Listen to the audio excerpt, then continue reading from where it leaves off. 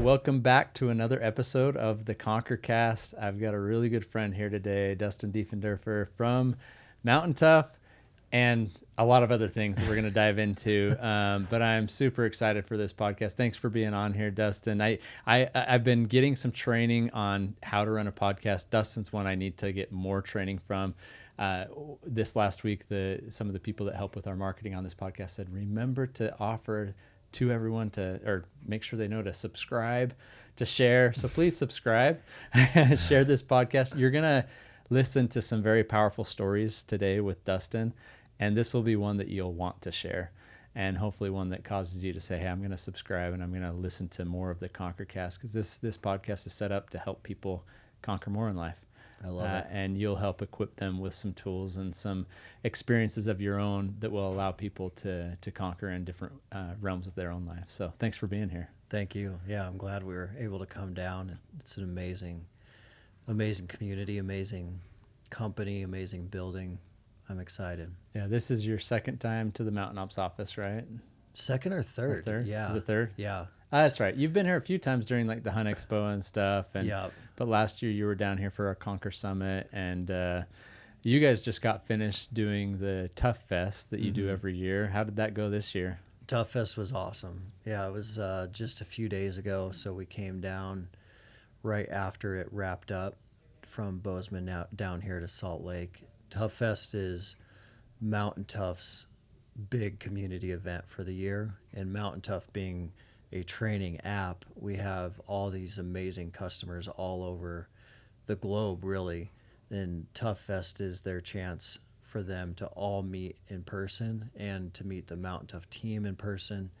And it creates a really special dynamic. I was talking to some folks about it earlier, and Mountain Toughers, when they're like in a basement or a home gym and they're just hitting play on an app and they're training really hard all by themselves, it's almost like that process is self-selecting some really mentally tough people, because most places you live, at least in the United States, you can go to some really good local training. So you can go to a great class, and part of the class, the community is driving you, the community is creating accountability, which I think is really, really good. Yeah.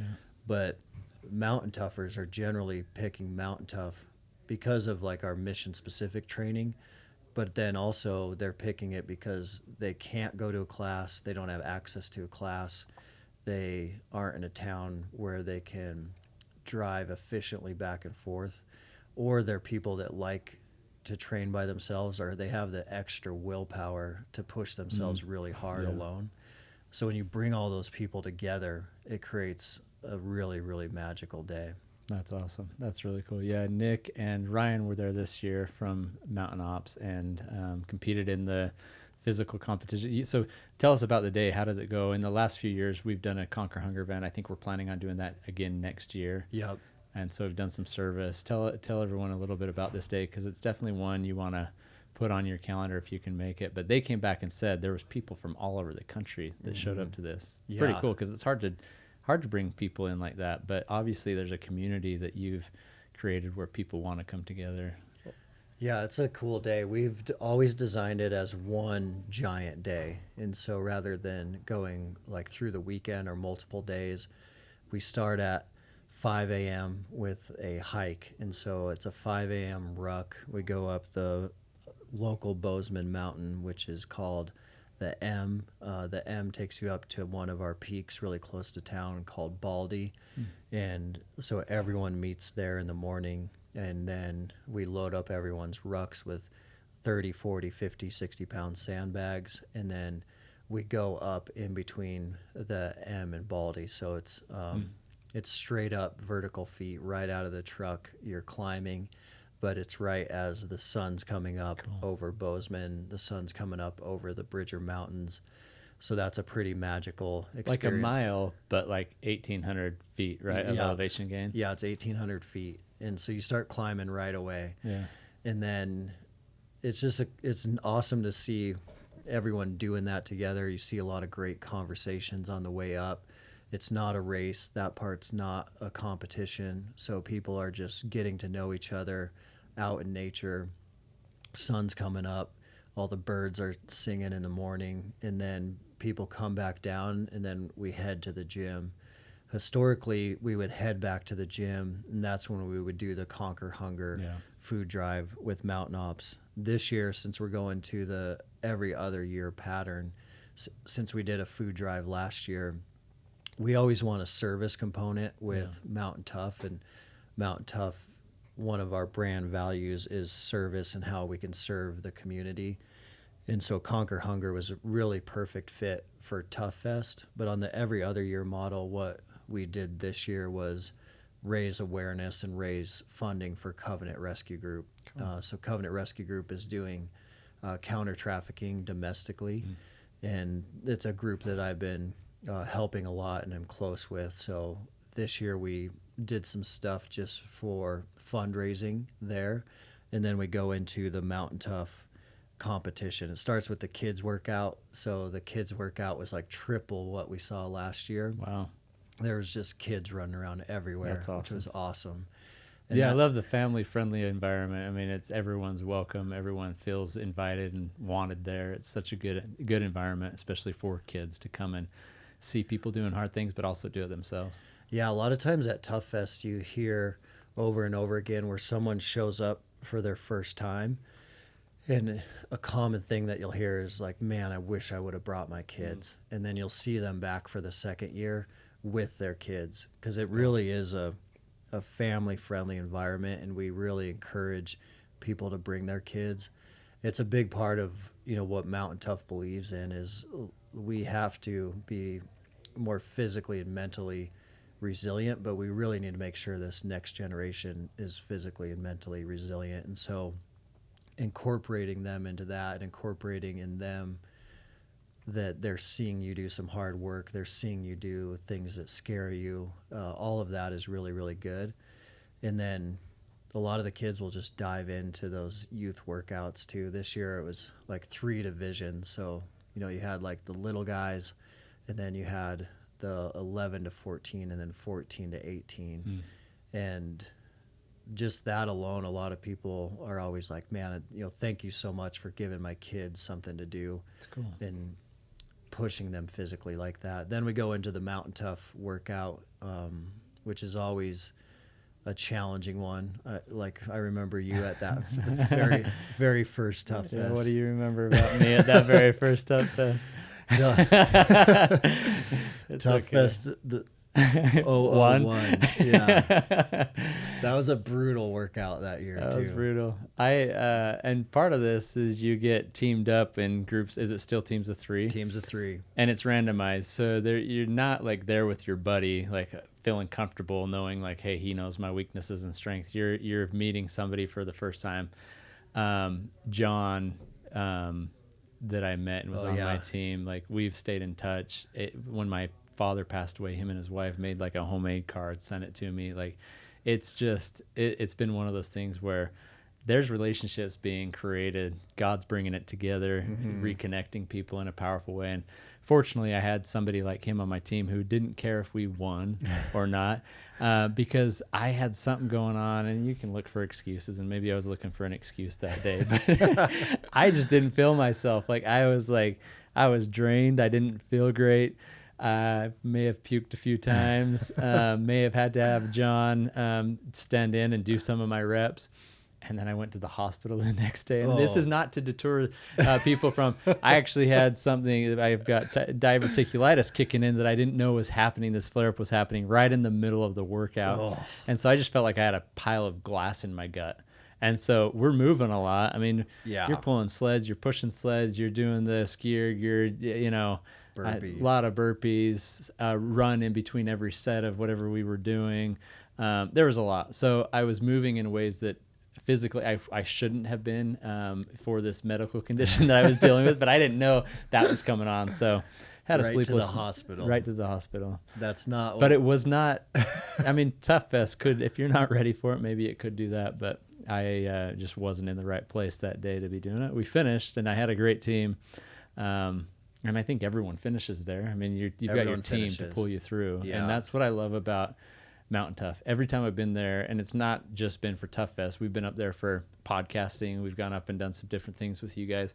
And every rep is completed, whether it's you or your teammate or somebody there helping you Yeah. finish it to completion. I love that you guys never quit and you pull each other along. So, Well, that 3-person team it was something we found out quite a few years ago around the mental toughness components that all start showing up when you're put on a team with a couple strangers. So everyone, whether you're showing up to a group workout or to an event like Tough Fest, people want to be with their friends. They want to be with the people they came with. They want to be with people they trained with, so maybe they can try to be really competitive and win the day. But breaking up the teams randomly, all these magic ingredients really start to happen. So you're put on a team with 2 people you don't know. We know that going through adversity together creates some of the greatest bonds in life. And so, like you experienced with John on your team, you were just at an event as strangers, you worked out together, and then you become lifelong friends from one workout. But it has to be under that kind of extreme adversity for that to happen. And then there's a lot of leadership. So, like, someone on that team has to lead, or that team's going to really fall apart. And then we always see that, like, the teams with the strongest leaders, and sometimes it's just communicating what we need to do, that raises those teams to the top. So you see that, like, the teams without any vision will start to perish, but the teams with someone just communicating will always rise to the top 1 or 2 or 3 teams. And then it gives you an opportunity to, the big thing that we see is that there are always people that show up that have never really pushed to their full potential. They've always been at that, like, 40 or 50% mark of their effort, and they don't quite know what pushing to their full potential feels like. And when 2 strangers are kind of staring at you, counting on you to, do what you said you were going to do, that's where you see people kind of go to this 90, 100, 110% effort. And once you've kind of done that once in your life, you know that you can do it again and again and again if you need to. And so the magic of people getting on those random teams is really incredible. Yeah, that's a secret sauce to it all for sure. Yeah. And it definitely pulls you out of your comfort zone. But, man, it was powerful, and I appreciated the connection so much. So then you have, as part of this, you do the fitness side of it, and then you bring in some speakers and stuff like that. Who'd you have this last year? Yeah, we always kind of go from the workout into keynote speakers. This year we had Marine Colonel Byron Owens, and so he was from the Marine Special Operations community of 1st Recon, and then he just kept rising up the ranks, and now he's a colonel, and so he is in the Pentagon now in this super high level position. And he did an amazing talk on mental toughness and mindset, and how really to become more mentally tough, we have to be doing hard things, and hard things are getting harder and harder to do as the world gets easier and easier, which is, really true to what Mountain Tough has been preaching for the last 9 years, is to be ready for the adversity that's coming for all of us. We're going to be better prepared for that adversity if we're doing hard things repeatedly, and really that the mind is going to trump the physical under extreme stress. And so it was a really amazing speech. He's done some really amazing things, and he talked a lot about kind of what we were just chatting about, is humans don't really always know what they're capable of, but we're capable of so much more. And he gave the story of one of his guys in this huge kind of hornet's nest battle where they were overwhelmed in Afghanistan. He was up on the 50 cal gunner turret above a Humvee, and he actually took an RPG through the leg. And so an RPG came through that lower window, completely took off one leg and then damaged the second leg. Wow.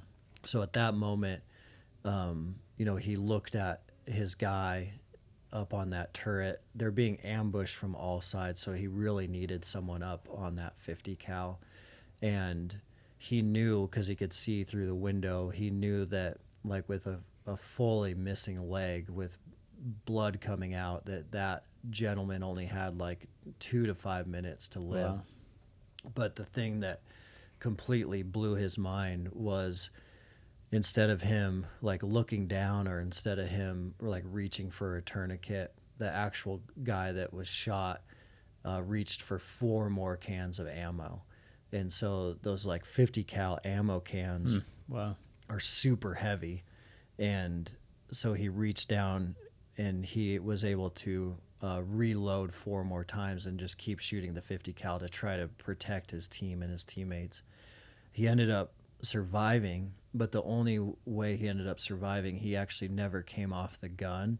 One of his interpreters came in from below and put a tourniquet on his leg While he was fighting. Yeah, so Protecting. just a lot of stories of just how much we are capable of that, starts to show itself under those Wow. extremely stressful situations. Wow, that's powerful. Really powerful. Sad I missed this year's. And then I'm assuming you spoke to the group there as well. What was your message to the crew? Yeah, my big message this year, I've been thinking about it a lot. Last year, my message was around not putting limits on God.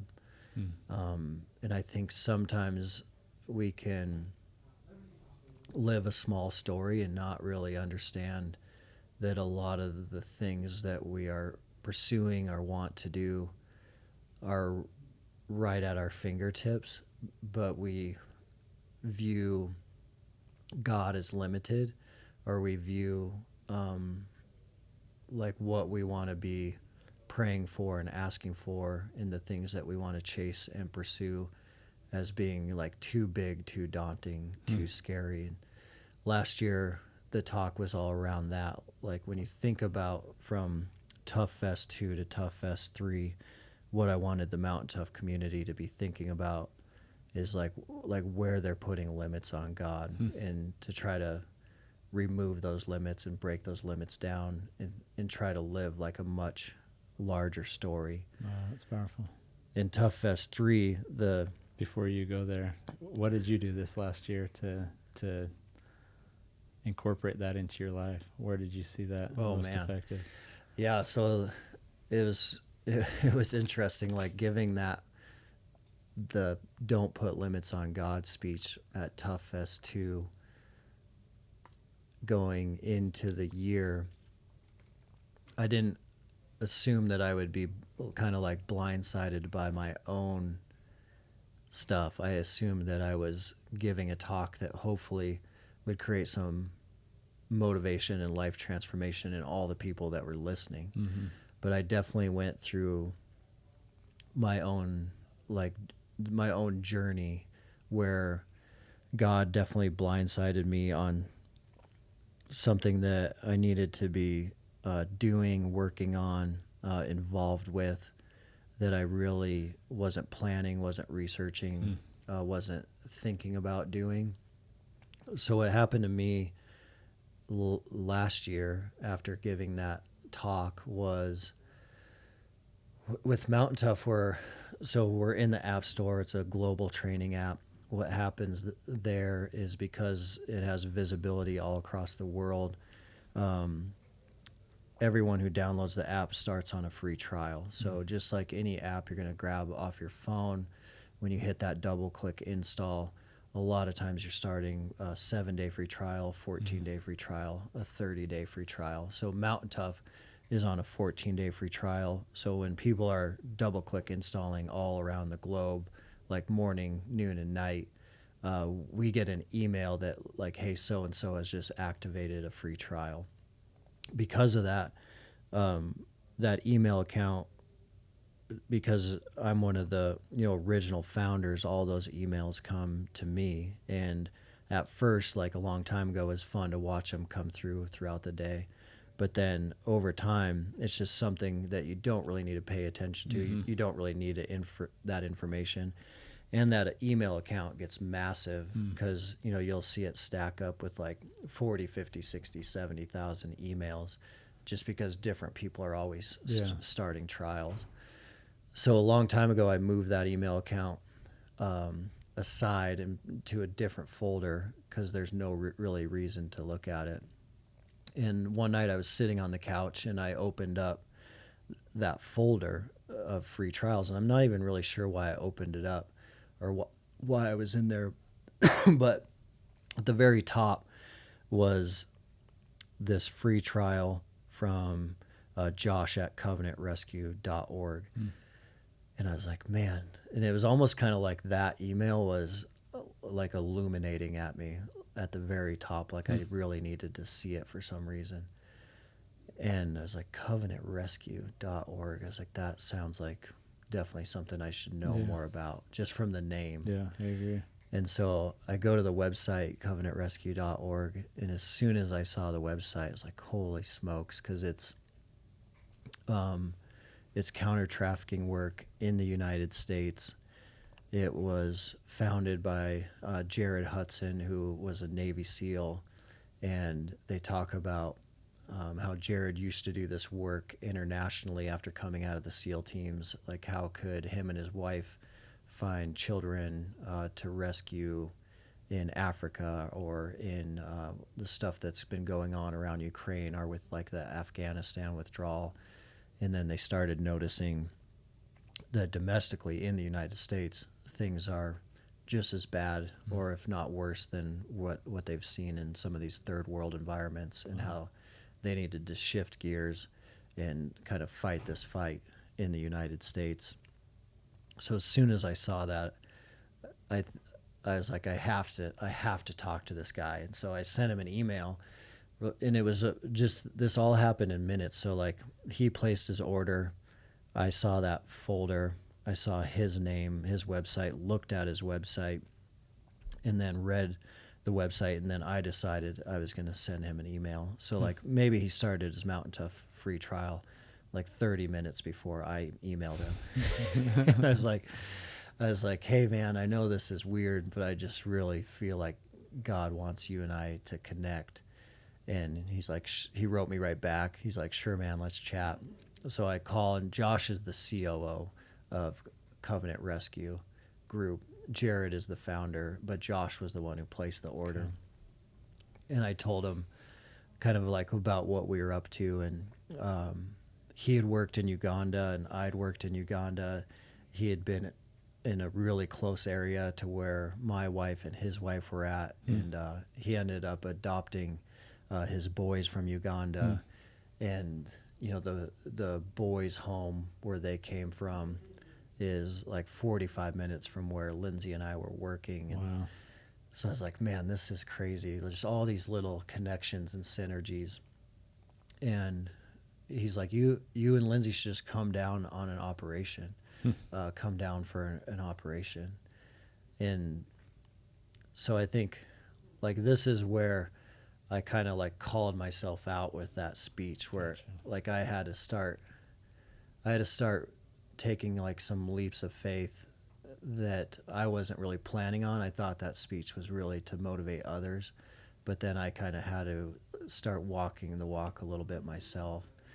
What was interesting was like the way that the email thing happened, the way that the conversation with Josh happened. I knew right away from my life experience that it was a God thing. And I knew that from when Lindsay and I got called into Uganda. It was very obvious that God had showed us like signs and then given us affirmation, and then showed us signs and then given us affirmation. And this next thing really felt identical to that, where it's like, you couldn't make this stuff up. You start to recognize his voice and the way he speaks to you. And yeah, he speaks to all of us in like unique ways.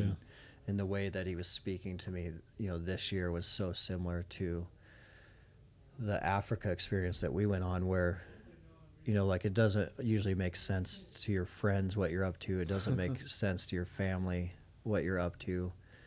But Lindsay and I decided to go on that first operation that he invited us down to. He invited us down, and you can watch a full counter trafficking operation with Covenant Rescue Group. What they allow certain visitors to do is you can kind of like monitor an operation from like a command central environment. And so we were able to meet the team. We were able to watch a little bit around how some of these operations work. And the big thing was on that first trip, Lindsay and I were really able to see how much is going on domestically that we really had no idea about.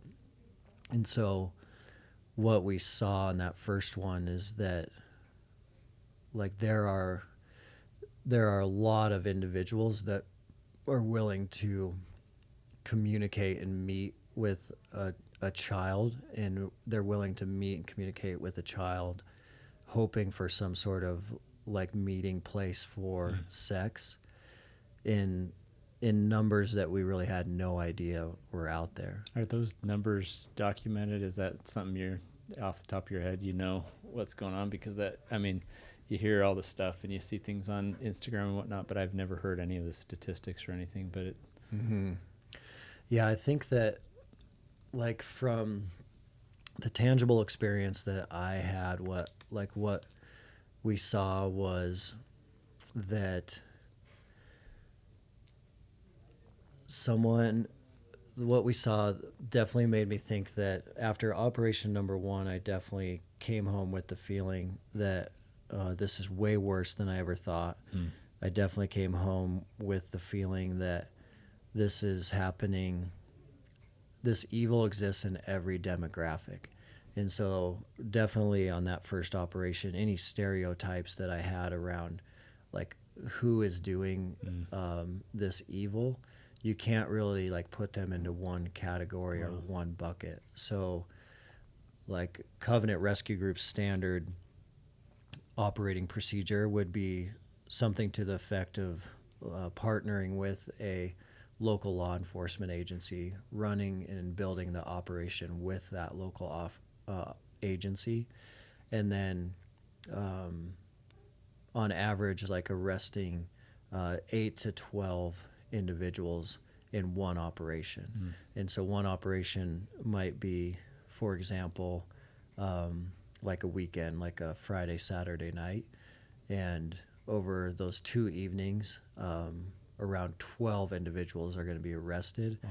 And those 12 individuals are ones that like they knew the age, they agreed for a meeting, they agreed to travel, and then they knocked on the door thinking that they were showing up to have sexual acts with someone who is 11, 12, 13, 14. That's sad. And so this is all communication that's happening on social media, or is that where you guys are finding the people and setting this up? Or yeah, it's definitely like tech driven from a lot of different tech sides for sure. And I think that was another huge eye opener for Lindsay and I coming back from that first operation, was just having like phones and internet and laptop capabilities in our children's hands. It does like give the internet to our kids, but it also gives the whole entire world access to our kids. Yeah, because you've got 2 young daughters, and so you're seeing this happen now to other people. It's is that kind of being a father, has that kind of propelled you in this way to protect those that are I think maybe not protected the way you're able to protect your own daughters? I think that like coming back from that one and thinking about like my own daughters, it definitely was a feeling of kind of like enough is enough. Kind of like not on our watch type feeling, just seeing, because I didn't, before that first one, I really had no idea that it was that prevalent in the United States, or that things were that aggressive at that serious of a level. Because I think the typical American, when you think about human trafficking, I think most of us think about like an American child being kidnapped in a van and disappearing. And I believe from the information I know that in the United States that is extremely rare. So that can happen, but it also is not the majority of what is happening from like a trafficking standpoint in the United States from what I've seen. I think because like if a child goes missing in the United States, like everyone's going to come out and look for that child. And so what has started to shift from what I've seen on a lot of these operations is it's definitely going to happen more often than not from the technology side. So like the video games that kids are playing, the social media that kids are on, even, there's been instances of like really watchful parents watching devices that they're allowing and not allowing at home, but then that child like going to school, at school they are all given Google Chromebooks. Maybe the school allows like the kids on those Chromebooks to play Roadblocks. Roadblocks is like one of the largest gaming systems that like predators live on now to like target young children. Serious. And so I had no idea.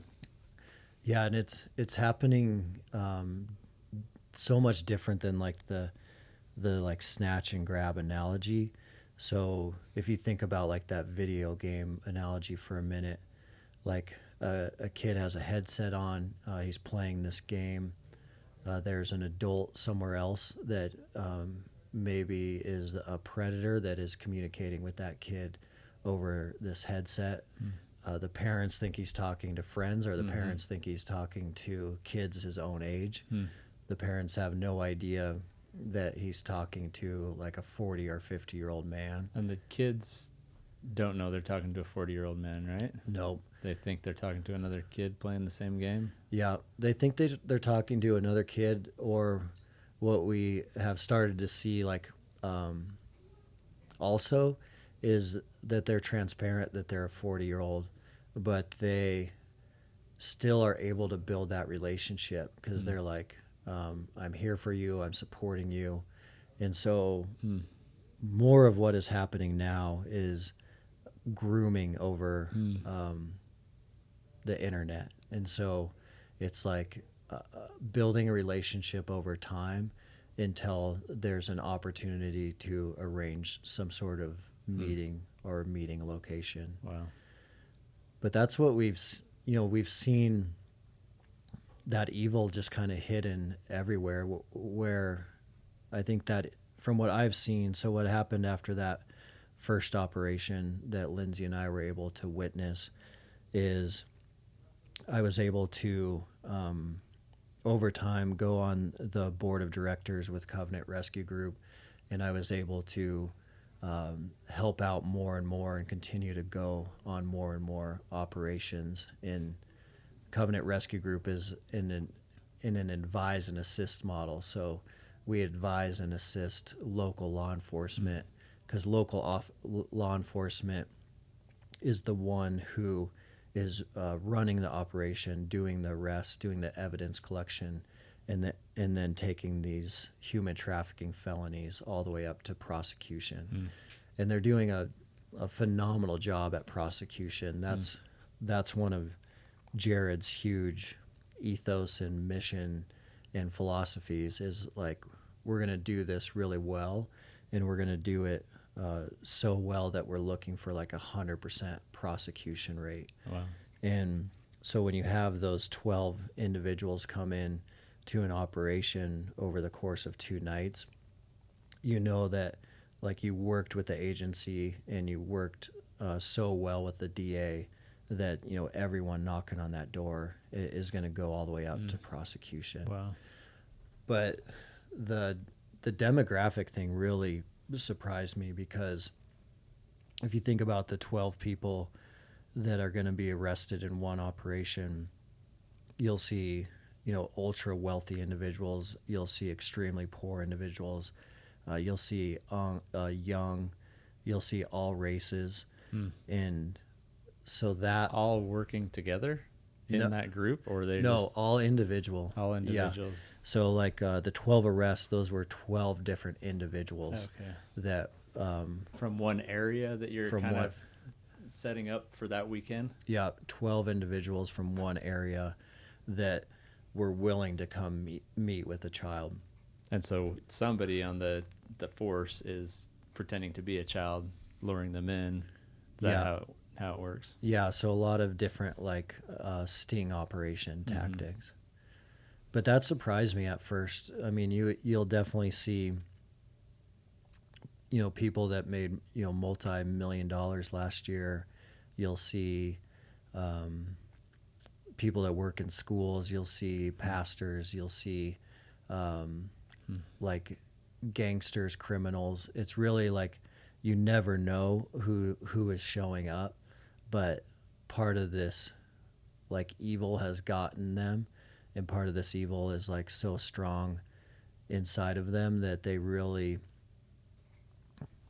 are kind of like fighting it all the way up to the door, where you'll see, you know, someone hesitate for a couple hours. You'll see someone kind of, you know, drive around for a couple hours.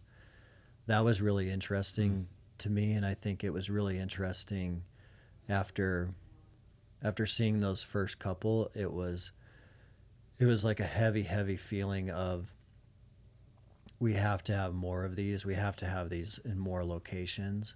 We have to have them happening kind of like in all different regions and locations of America, because this type of trafficking, this type of child exploitation it's not isolated to one area. It's not isolated to like the big cities.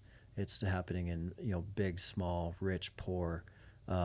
It's happening all over. And so I think that not only did I come home with like a feeling that it has to scale out, but I think I came home with a big feeling of more and more like parents and fathers need to have awareness over this stuff. Because like I think awareness is probably the greatest tool that we have. The awareness is a huge factor. I was just going to ask that, because it's happening all around us. It doesn't look like maybe what the stereotypical, you know, suspect. It's the evil is getting hold of so many people. It's really sad. It breaks my heart that this is happening and that it's not always being caught, you know. And there's these children that are being abused, and when you have your own children, you just would do anything in your power to protect them. And so maybe for those listeners that are listening, and you think maybe it will never happen to me. Nobody expects something like that to happen. What are some tools, or what are some methods? Obviously, being present and in the home and having a relationship. But what can parents be doing to protect their children, protect their households? Yeah, I think about a couple things. I mean, one thing that is interesting related to that question is, so after I started getting involved in this fight, I had on my podcast, I had this guy named Yako Buins on the Mountain Tough show, and he's in Texas, and he's been in the human trafficking fight in America for like 30 years, and it was after his sister was trafficked. He decided to kind of like go all in on this fight as his life's work. And related to that question of like, what can we do? He kind of called me out on that, and he like raised his voice, and he got super intense, and he was like, If you're wanting to do that to me right now, you don't. You're asking the same question. No, I love that question, but his answer really caught me off guard, because because it was on the Mountain Tough show, he was like, look, like, I know you probably want to quit everything you're doing right now and go into this fight full time 24/7. And I did, for sure. And he's like, this fight is happening from two different angles. One is the angle of people are preying on children in the United States. We have to fight that fight. But the second one is, like, why are predominantly men in America preying on children? He's like, that if you have a human trafficked in the United States, the downstream symptoms of that are so broken for that to actually happen in your city or in your town or in your neighborhood, that we also have this whole other fight on our hands. And the whole other fight is like, what has happened to the American man? What has happened to men in this country to where that is happening, or where that is allowed to happen? And he's like, the reason, to me, he's like, the reason I want you to really hear that is because that is what Mountain Tough has been focused on for the last 9 years. That's powerful. So he's like, I don't want you to quit everything you're doing and go all in hunting bad guys, because it's like a supply and demand thing. Like, why is this happening? It's happening because like there's a lot of broken things going on with men in our country right now. And it's so broken that, kids in our own cities and towns have to like navigate through these issues, which was like a really interesting answer. Super interesting. The work you're doing at Mountain Tough is part of the solution. Huge part of it, by building up men the right way. Yeah, and that was a cool like God connection in the whole thing that I never understood until he really pointed that out. Because like, if for Mountain Tough, it's like, we know that someone who is like working hard, working out hard, spending time in nature, and going on adventures, that male is going to be a lot better off and be able to not have so many signs of like depression, complacency, passivity.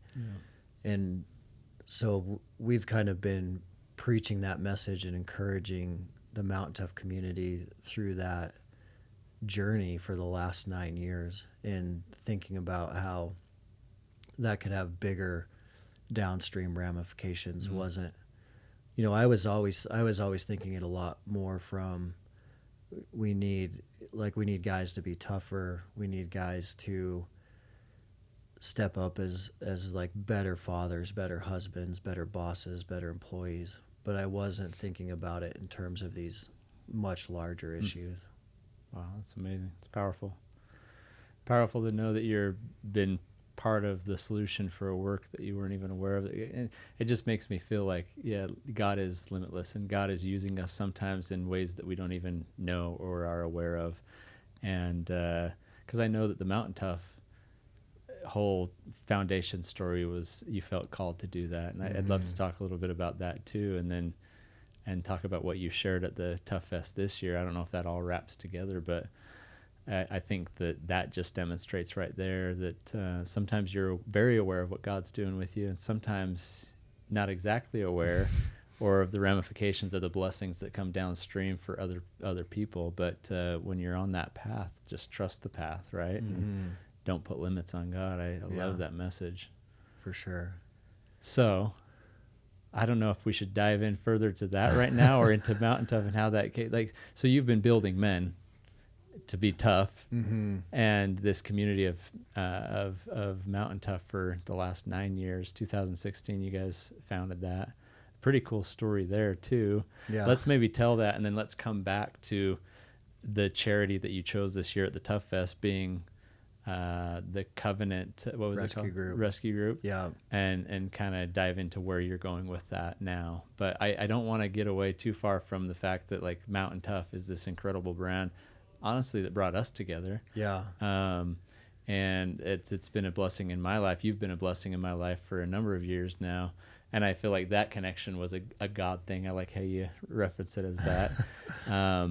And it was weird that, you know, we didn't know each other before we did, just because we had so many paths crossing. But I love the story. Tell us how Mountain Tough was founded, because it started in a park, and and then it's grown to this incredible global fitness app that you guys are blessing so many lives physically, but also blessing in this way that you weren't aware of, building men to, you know, to avoid or to be removed from maybe worldly things or temptations or tendencies. I don't know. That's such a foreign world to me that you're going into. I want to learn more about it, but it's a dark place.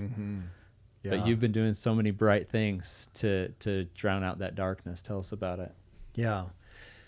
Yeah, it is wild to think about how, you know, that all started, and maybe like the reasons behind it that I never knew, and then just how everything connects now is really, really interesting. Even like me being on your podcast today, being able to talk about Mountain Tough and counter trafficking work at the same time is just like a really good example of how these things in our life can actually, the impact can actually multiply, rather than thinking that we can only do A or B. And there was definitely a while there where I thought like I can only do A or B, and then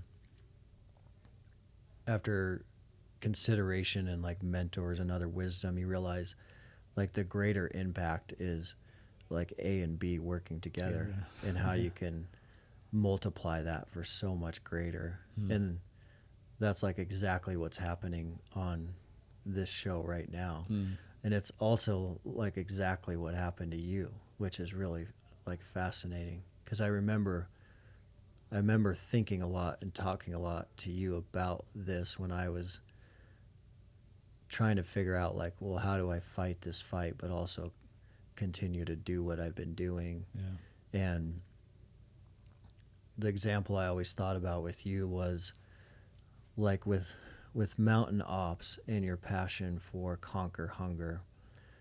If you would have gotten to a point where you're like, Conquer Hunger is what I want to do.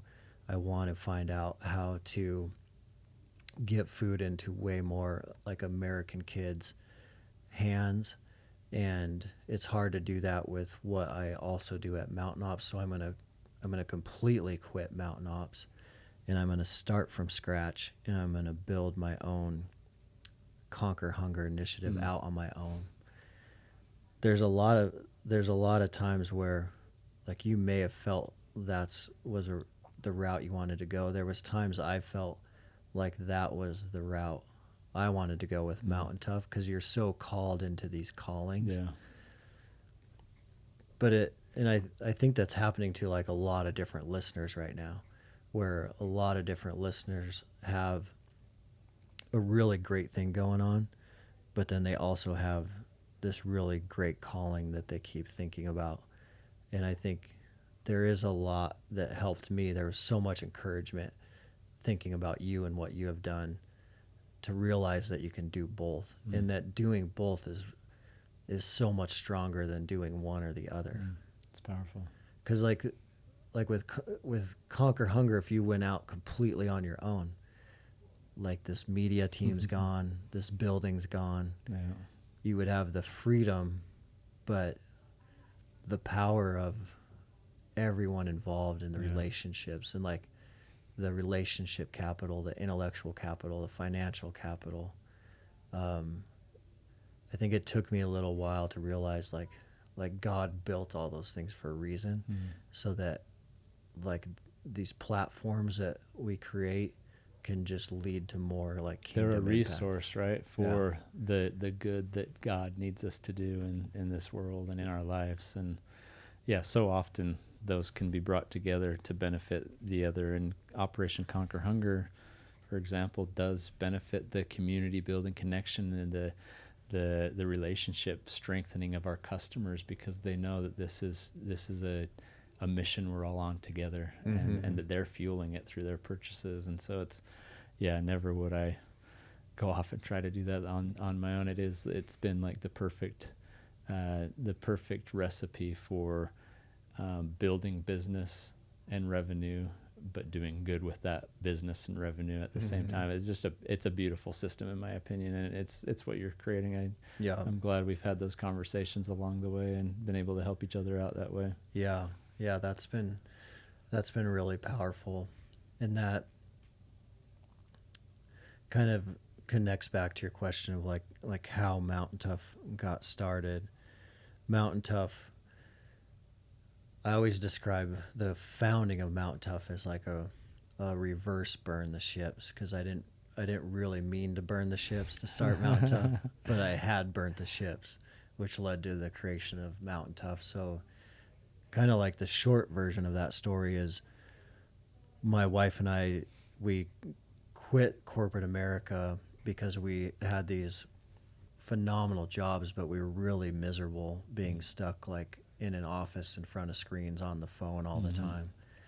And so we both quit, and we went and worked in Uganda. And when we got to Uganda, we loved it. It was so... You were in an orphanage, or... Yeah. So we had built... a guy from Bozeman had built a compound, and the compound's mission was to rescue children. And children were coming out of... the war had ended, but Joseph Kony was this infamous warlord that is portrayed in movies a lot of times as like the warlord that uses child soldiers to create his army. And so he had this massive child soldier army, and he went through Uganda and massacred like 600,000 people. And then he fled into the Congo. President Obama sent special operations after him, and like we never found him. We never confirmed that we'd killed him. And so he went out and hid out in the jungle, but he left this like mass wake of devastation behind him, not only from like they would go through a village and burn the village down. So that, you know, Uganda was already struggling as an African third world country with AIDS, famines, epidemics, corruption, and then you add this civil war on top of it with child soldiers. And so our compound, the design was we would rescue orphans, but then a lot of the rescuing we were doing was also child soldiers. So when we could find a way to get them out of the system, so it was about 80% orphans, 20%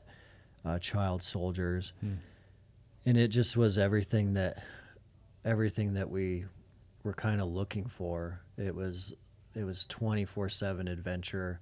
You're outside all the time. You're physically active all the time.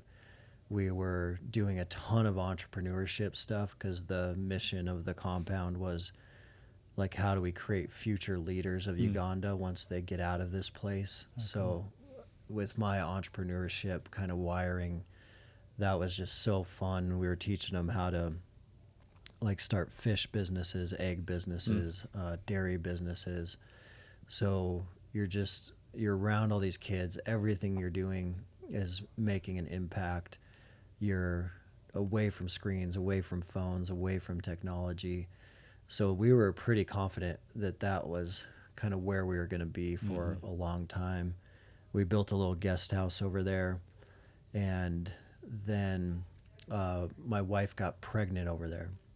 So this is kind of where the reverse burn the ships started. I was like, well, we'll just fly home to Bozeman, and we'll have our daughter delivered in Bozeman, and then we'll stay with friends or family for 6 weeks or something, and then we'll just go back over to work.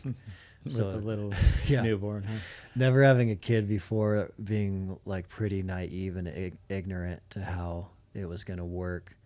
That was our plan, because we had kind of sold everything that we had to work in Africa, and then anything we had left we'd put in storage. So like we didn't have a house or anything back in America, and So we came home.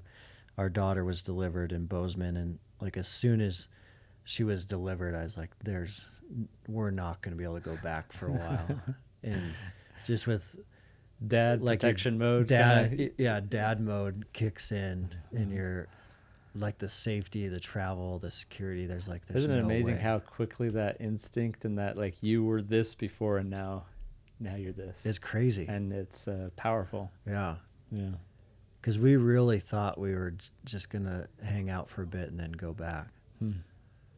But that definitely that changed everything. And that's really kind of when this Mountain Tough journey started.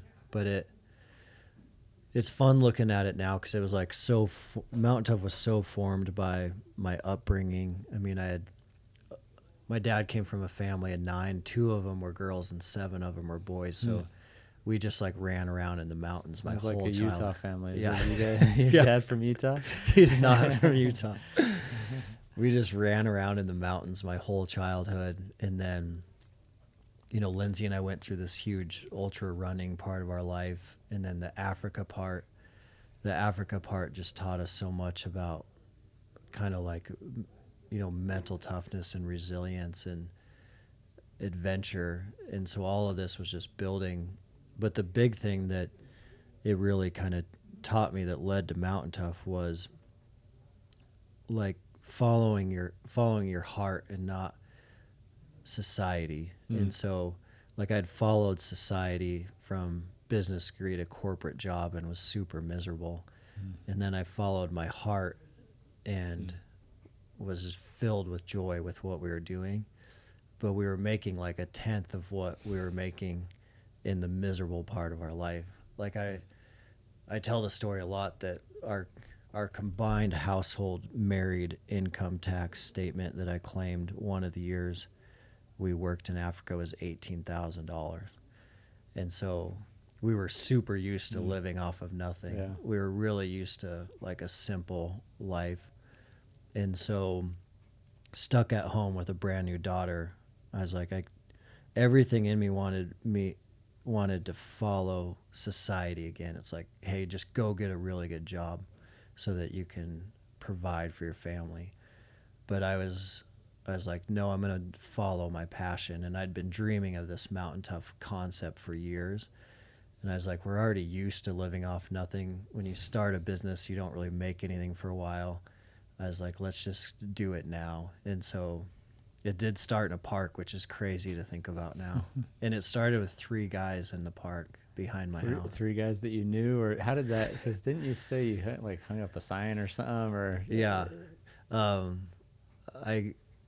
I created the logo on like a scratchbook piece of paper. I picked the ibex because the ibex is famous for being like one of the toughest animals in the world, where they live on those cliffs where like the snow leopards take them off. And then I hung the flyer at Big Sky Archery, which is like the local Bozeman bow shop. And all it was just the logo, the same logo we have now. And it said, looking to train backcountry hunters. And then it was like the tear-off phone number at the bottom. And 3 guys called, and that's how awesome. the whole thing started. And you're like, I don't have a gym. Just meet me at the park. Yeah, we were lunging on the soccer field, doing pull-ups on the monkey bars. And it just, like the park sessions grew, and then I went from one park session to like a morning, noon, night park session. And then winter was coming in Bozeman. I was like, I need a gym. And my friend didn't have a gym, but he had like an orthopedic clinic. So for 2 years, we were running Mountain Tough out of his orthopedic clinic. Remember some videos from that. Yeah. It's crazy. It's crazy where life will take you. Yeah. Do those 3 guys, are they still part of the Mountain Tough community? Do Yep. they know they were the first 3? A couple of them do. Yeah. I've always wondered, like I've got, the first customer that bought our first product and stuff, and I need to just reach out on occasion and remind them how where we're at now and how they helped us begin. But that's cool. So you found a place to move into. Now you guys have a beautiful facility of your own in Bozeman, and but you don't you're not running a classes out of that anymore, are you? Is it just all the app? Yep. And then you use it for events and gatherings and stuff and your own team. And Yeah, it's just evolved and evolved. And so we went online, and so I founded it in 2016. We went online in 2017 because I kind of knew from day one that I wanted it to be accessible to the world, this like different style of training. And so for about 6 years, like the local community was growing alongside the online community. And then when the online community really started to explode, we went all in on the app and really wanted to focus on like how many lives can we change if we're able to go all in on something that can be accessed anywhere in the world. So no more classes, but really like the Mountain Tough facility, we're so blessed is like an incredible human performance facility, but most of the day is like full-time content production. So filming content for the app, like 8 to 4 Monday through Friday, with full gear workouts, no gear workouts. We have daily prayer, nutrition, and so things are just being filmed, and all of that content goes into the app, and then athletes all over the world are accessing that training.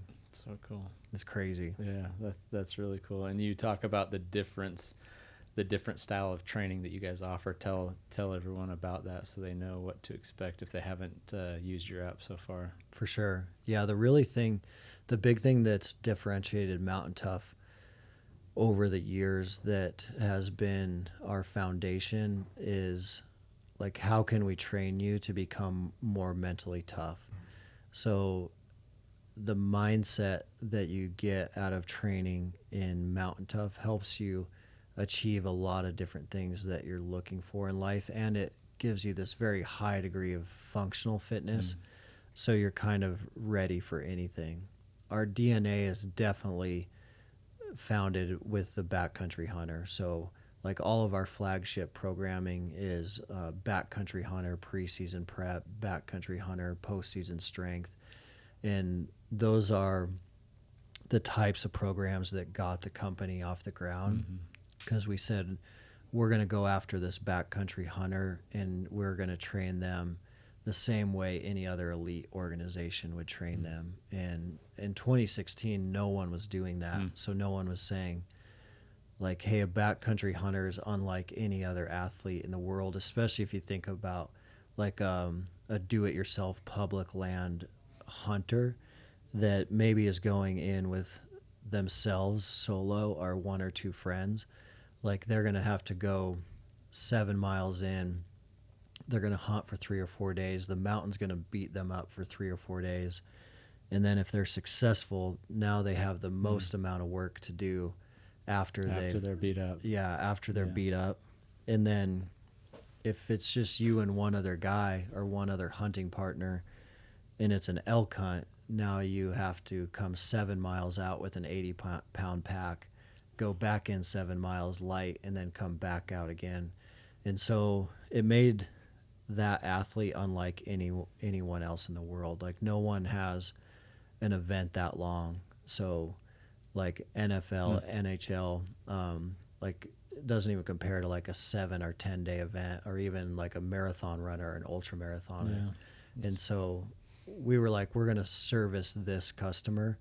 And because we went after that customer, we were able to, get a lot of military athletes, a lot of special operations. But now, fast forward 9 years, now when you get into the app, it's just we've focused really hard over the last couple of years of making sure we have something for everyone. So whether you're a beginner, intermediate, or elite athlete, or whether you train with no gear at all, weight vest, heavy pack, sandbag, or full gear, like a full gym like you have downstairs, or a really robust home gym. And so you'll see an option for almost anyone, but the real products that have set us apart in the last couple of years are our coached programs. And so a lot of programming that you see, especially in a lot of different apps, is going to be self-guided, and we even have a lot of self-guided where it says, hey, today I want you to do XYZ, and then you go do XYZ. But a year or two ago, we were like, man, it'd be nice to mimic what a Mountain Tough class felt like in a digital environment. And so now we have the minimal gear daily, the gym daily, and those are going to replicate basically like walking into the Mountain Tough lab, and we're going to train you live like we're in your basement with you. And those ones have just gone extremely viral for us. That's awesome. That's really cool.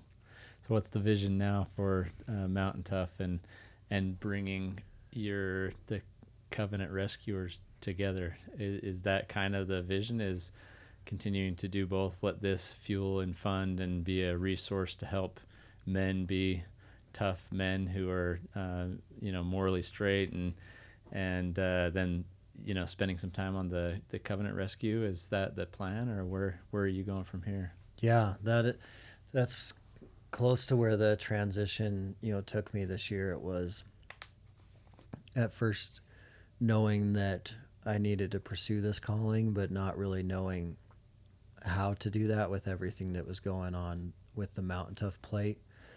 And then there definitely was a season thinking, like, this fight is such a big one and the evil is so bad that I needed to find ways to get out of Mountain Tough so I could go in this full time. And so it was just like a season of like growing and learning and stretching and kind of like wrestling with God too. Like, how can I see this but not get in it all the way? And we finally kind of came to a really good balance. And so I think it's really similar to probably kind of like what you have done, but I brought in a new president into Mountain Tough, so I was able to get Lyle Hebel. He spent a bunch of time at Sitka and a bunch of time at Stone Glacier, and so he's able to take a lot of the kind of like business tasks, day-to-day tasks off my plate. And then what that allowed me to do was kind of do a percentage split. So if you think about it now, I can probably do about 60% of my time at Mountain Tough, and then 40% of my time I can focus on counter trafficking work and doing more of that counter trafficking work. And so it took a little while to get there. It took a little wrestling to get there, but now that we're finally there, it's really awesome. It's really awesome because the worlds connect so closely that they really, they really feed off each other. Even just on podcasts like this or on the Mountain Tough podcast for consumers of yours, consumers of mine, to hear these stories and to hear that this is going on in their own backyards, like, that's a really big part of it. It's a big part of that awareness equation. Yeah, big eye opener. And Mountain Tough has been such a great platform for you to build a presence and a name and a trust within a large community. And so people are obviously cheering you on in any efforts. I love the passion that you have, that you just expressed. Like, how can I be seeing this? How can I be witnessing this and not just be giving it everything that I am, and wrestling with God to say, hey, just let me go. Sometimes God tempers us a little bit that way. Of course, he wants you to do this work. He's calling you to it. And but to recognize he's allowed me this platform that I've been building that is a resource to it all is pretty incredible. But I love your passion to just want to go all in and be a problem solver or a solution to an incredibly hard and difficult problem that's happening right around us. I'm just kind of baffled that that's just right around us, all the evil. But obviously you can see the evil in our day, but that's just a different level of evil. For sure. And so, what are you doing with that 40% now of your time to combat this? It's super interesting, and I don't know what is, able to be transparent in these missions and these things that you're doing, but what's the goal? What's the mission now with that 40% of your time? And obviously you'll probably spend more and more time over time dedicated to that. But are you, you're part of a team, you go to different parts of the country? Like, what is a day in the life of somebody that's doing that kind of work look like? Yeah, I think a big part of it, a big part of what I'm doing is, just continuing to find ways to like work with Covenant Rescue Group, support Covenant Rescue Group. A big part of what we're doing is finding ways to scale across the country, work with more and more agencies, and then also, just as like a nonprofit, a 501c3, we can run more operations if we have more funding. And so with CRG, with Covenant Rescue Group, the priority is scaling so that we're showing more agencies how we would advise running an operation with them, and then doing it in such a way that after we leave, that agency has like the skill set and the competency to run that operation style a couple more times that year without us being there. And so I think that is one really effective way to scale this from state to state, city to city, is getting in, running a great operation with an agency with enough training that they know that they can now do that a couple times per year without CRG being around. And so looking at continuing to go on as many of those with CRG that I can, and then doing everything I can to find them like different avenues for fundraising and different avenues to kind of scale up, so that it's happening in Utah, it's happening in Colorado, it's happening in Wyoming. So I think a big part of helping CRG is like agency relationships. All of these that happen domestically need to be by, with, and through like great local law enforcement officers. And so, what we usually see is like a sheriff that trusts us, believes in us, and understands the process, that gives the green light to work with them to run an operation. And then, just making sure that the team is able to scale out. So from that side, it's exciting. It's really exciting to see what kind of impact we can make. Yeah. Is CRG here in Utah? Are they kind of have certain territories they're working in right now, or? They're based out of the South, so they're based out of Alabama, but they'll work anywhere in the United States. Anywhere they have the relationship to go in and do that. Yep. Yeah. No, that's powerful, man. I there's something about I've noticed from you. You always give credit to God and you bring it back to Him, and He's inspired you to do this, or He's called you to do this. And has that? I love that about you. Has that been a part of your life for your whole life? Is that the way you were raised, or what part does faith and that relationship with God play in all these decisions that you're making and all the things that you've done? Yeah, for me, it wasn't until a little bit later in life. I think like I grew up in more of like a Christmas and Easter Christian family, where we just went to church twice a year. But for us growing up, it wasn't really taught more than that, discussed more than that.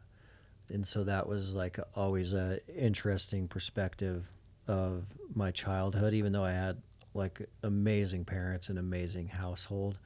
It just wasn't something that was a big part of my upbringing.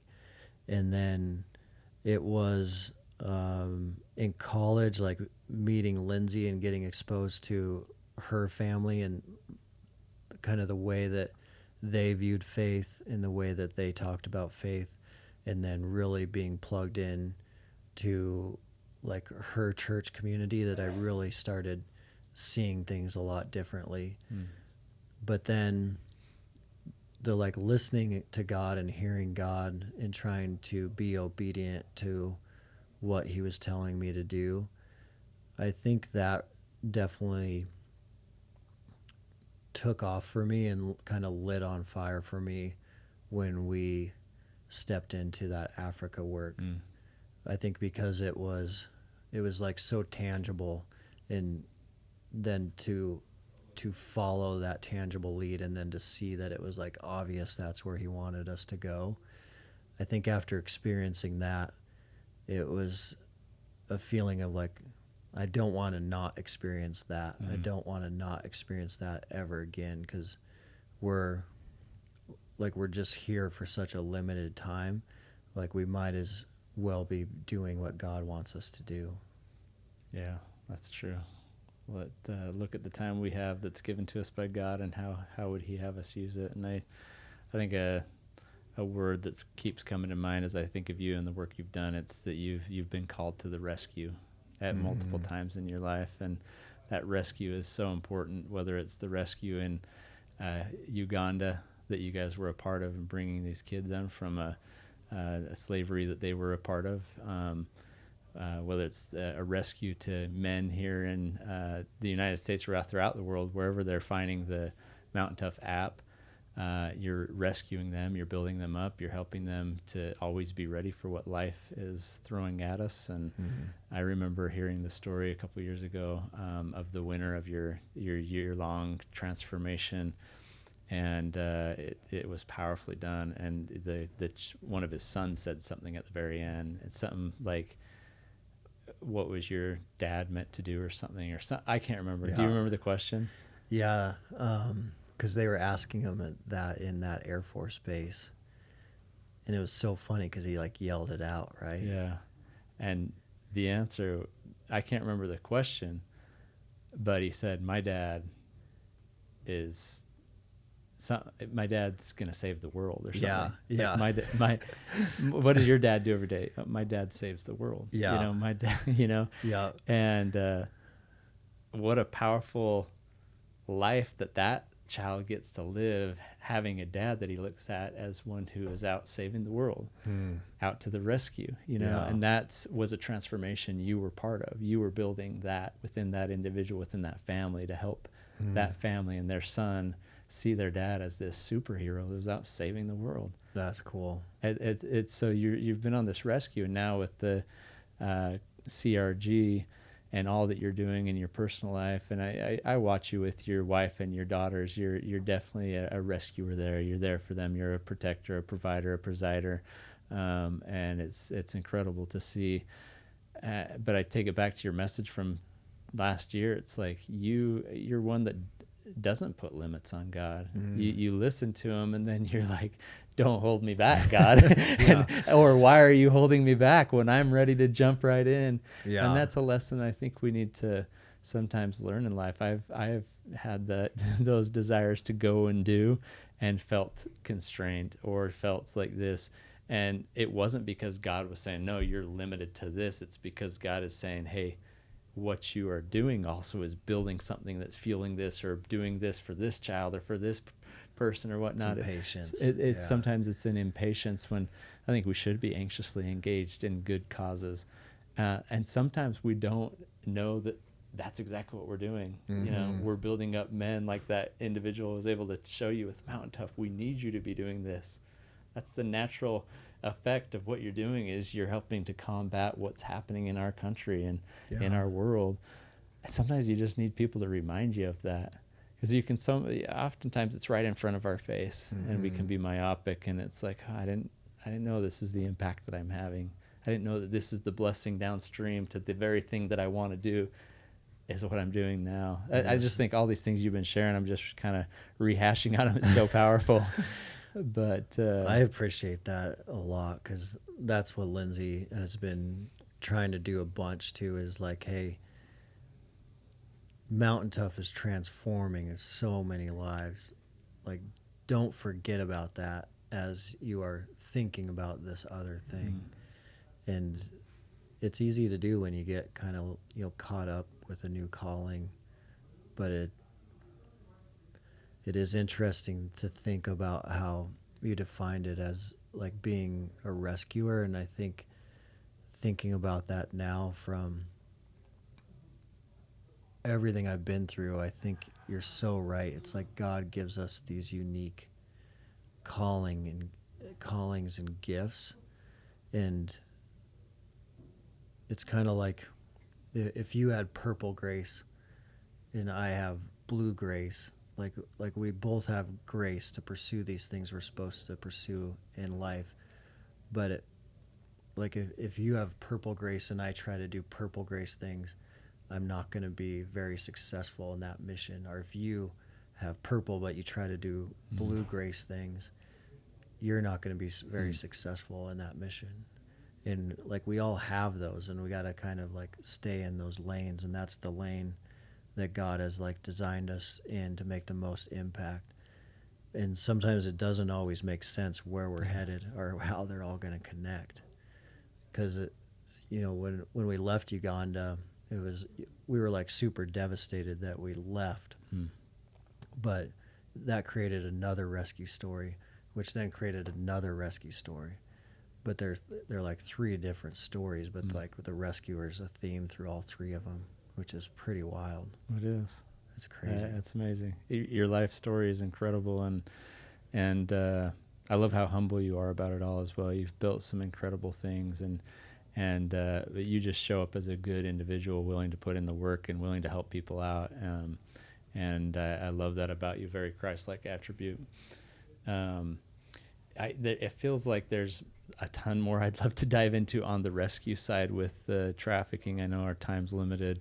I'm assuming, just because of kind of the way I feel, that there's people listening that are like, how do I help? Mm-hmm. Like, is this just a thing that people like you, or, you look like the combat guy, you could go in, you could take care of the bad guys. It's like, how do normal people like me, or those that are listening, how do they help out in a situation like this? And obviously I'm thinking about what that guy, like, I need to continue to really build Mountain Ops and build people and heart and soul within those people to conquer more and to be good, physically tough, mentally strong, spiritually strong people. Yeah. And that has its effect in the byproduct that comes. But for those listening, they're like, hey, put me into the game a little bit too. How can I help? Or how can are there contributions I can make? Is there opportunities for individuals that way?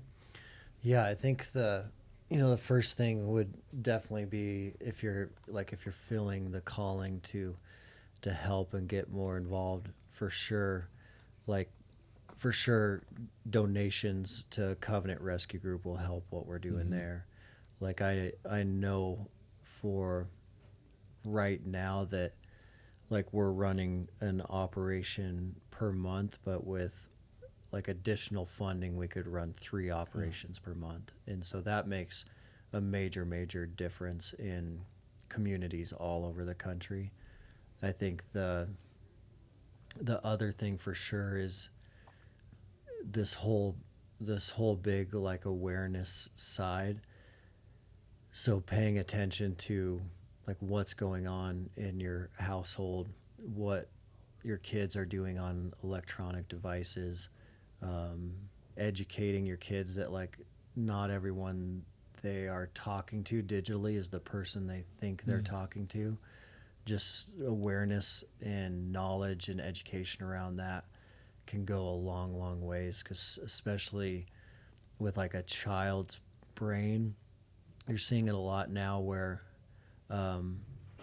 children that are like 11 and 12 are falling in love with like AI bots is a new phenomenon that's popping up. And when the children are confronted on that, and that discussion starts opening up in a household, the child has no understanding that they did or have done something wrong, because like an 11-year-old brain doesn't know what like a bad AI bot is or even means. So like as fathers, as parents, a huge thing is like being watchful and being on overwatch and paying attention to what's going on in your house, and paying attention to what kind of electronic communications are happening, with a lot of education around your kids that not everyone is who you think they are. Yeah. I think that will go a really long way in like protecting a lot of communities. When I had Jared on the Mountain Tough podcast, the last thing that's super interesting is Jared had a quote that went really viral on the Mountain Tough show. And what he quoted was one of the most prolific pedophiles in the United States that was arrested said that when he was looking for children, he specifically looked for fathers that were weak. And Jared talked about that on our show, and it's just mind-blowing. It's crazy that someone with like that mindset is out there and he's watching what is happening in communities, schools, parks, locations, and hunting in a way that he's thinking about, like, I'm not going to mess with that family because of that dad. I'm not going to mess with that family because of that dad. And out of that, Jared created one of the CRG taglines that's "Be a Threat." And what he's talking about there is like being the type of father and being the type of man that is like watchful and is that protector of the household and isn't overly complacent or overly passive, and is paying attention to what his children are up to, what they're watching, what kind of devices they're on, what their friends are up to, what kind of devices their friends are on. And so I think the more and more we can do that as fathers, the better, for sure. That's powerful. Thanks for that counsel. That's amazing. Let's wrap this up. I got one question to ask you, and I ask it of everyone. And it comes from a book we've read at Mountain Ops a few times. It's a part of our book club, and the title of the book is "How Will You Measure Your Life?" And that's my question to you. When all is said and done, as a conqueror in life, how will you measure your life? That's a great question. And I never tell anyone beforehand, hey, here's what I'm going to ask. So yeah, that's kind of on the spot one. I think about it from,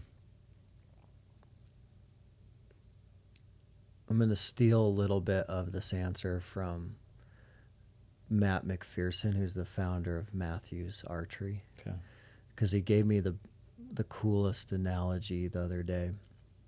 And he said that God has these plans created before us that he all wants us to walk through and live out. And, you know, we've all heard that and seen that in the Bible. And so I was like, well, the question is, like, what if you miss your calling? So God's calling you right now to do something.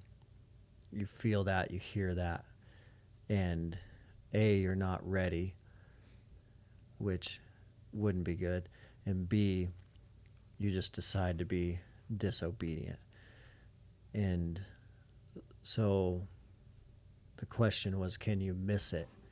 And his response was, you can. So like if God's calling you to do something and you're not ready, his belief was God is going to take that to someone who is ready, because God needs that work to get done for his kingdom purpose and mission.